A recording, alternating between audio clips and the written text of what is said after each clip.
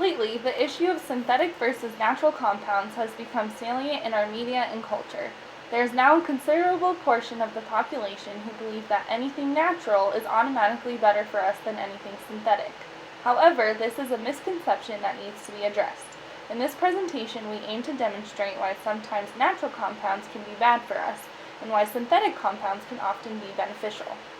What exactly do we mean when we call something synthetic or natural? A natural compound is normally found in nature.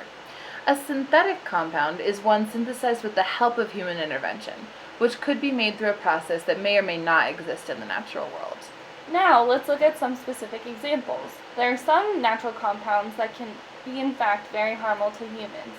These include muscarine, a toxic product commonly found in mushrooms, botulinum toxin, a nerve toxin produced by Clostridium botulinum, and mycotoxins, which is a toxic chemical produced by fungi after the harvesting of crops. If these compounds are naturally occurring, why are they toxic? Let's look at muscarine more closely. Muscarine is found in several varieties of naturally growing mushrooms, especially the Amanita muscaria, as you see here in the picture, as well as in rotten fish. As you can see, its structure is very similar to that of acetylcholine, with a positively charged nitrogen surrounded by methyl groups and a chain of 2 carbons and an oxygen. Because of these structural similarities, it is an agonist for the muscarinic acetylcholine receptor, meaning that it binds to the receptor and produces the same response as acetylcholine. As we know, acetylcholine is the neurotransmitter responsible for muscle movement. For this reason, muscarine causes overactivation of muscles, which leads to convulsion and even death in some cases. This example illustrates the falsehood of the supposition that something natural is necessarily good for us.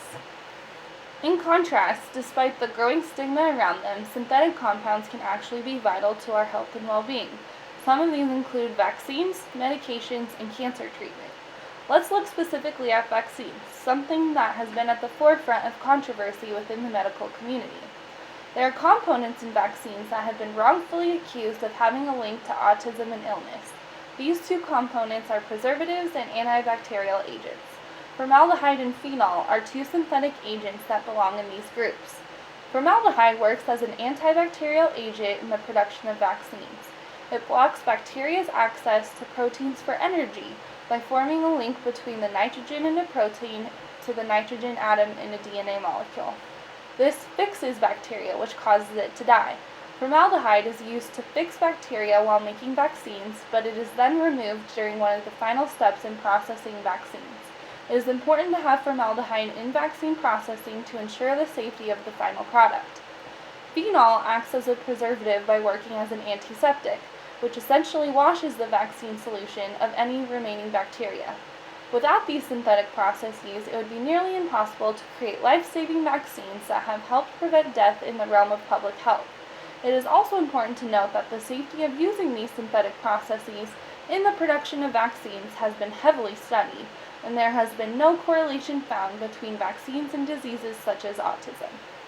So, bearing these examples in mind, can we come to a conclusion about which type of compound is objectively better? To answer this question, it's helpful to look at compounds that can either occur naturally or be synthesized.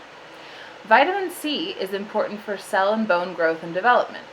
Ascorbic acid, the active component in vitamin C, is found in fresh fruits and vegetables but can also be synthesized using a glucose derivative. Since the 2 structures of naturally occurring and synthesized ascorbic acid are essentially the same, there's no difference between these 2 sources of vitamin C as it pertains to our health. There is also synthetic melatonin. Melatonin is a naturally occurring hormone that is found in the body, but for people who suffer from insomnia, ADHD, and jet lag, melatonin supplements can be useful sleep aids. Natural melatonin can be harvested from the pineal glands of certain animals and can be used as a primary ingredient for melatonin supplements. But there runs a risk by using this method, because viruses can be found in this harvested melatonin. So, as a safer option, melatonin is now synthetically produced, but is found to be as effective as natural melatonin. So in conclusion, as we've seen, there are countless examples that break the mold of natural being good and synthetic being bad. The most important thing is to understand that broad conclusions can't be made about compounds and their effect on health simply based on which of these categories the compound falls into. It's up to us to stay well informed and make judgments on a case-by-case basis, and don't trust anyone who says that just because you can't pronounce something, it's bad for you.